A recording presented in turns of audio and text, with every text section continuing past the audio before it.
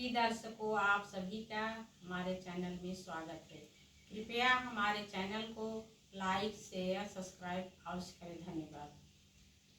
पिया मेहदी ली आई मोती झील से, जाबे साइकिल से ना।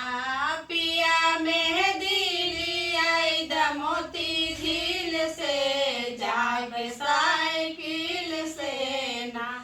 पिया मेहदी ले आई छोटी ननद से पिसाई द। पिया मेहदी ले आई छोटी ननद से पिसाई द। पिया हाथवा में लगाऊ काट कील से, जाबे साइकिल से ना। पिया हाथवा में लगाऊ काट कील से, जाके साइकिल से ना।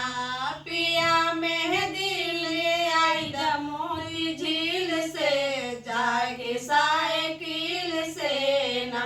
पिया मेहदी ले आई अपने मम्मी से पिसाई द। पिया मेहदी ले आई अपने मम्मी से पिसाई द। पिया मेहदी लगाऊ घाट कील से, जाके साइकिल से ना। पिया मेहदी लगाऊ काट कील से, जाके साइकिल से ना। पिया मेहदी ले आई मोती झील से, जाके साइकिल से ना। पिया मेहदी ले आई अपने भाभी से पिसाई द। पिया मेहदी ले आई अपने भाभी से पिसाई द। पिया हाथों में लगाऊ काट कील से, जाके साइकिल से ना। पिया हाथों में लगाऊ काट कील से, जाके साइकिल से ना। पिया मेहदी ले आई मोती झील से, जाके साइकिल से ना।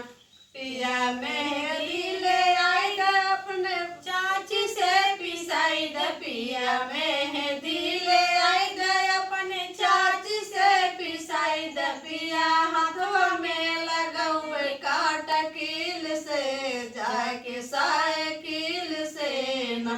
पिया हाथों में लगाऊ काट कील से, जाके साइकिल से ना।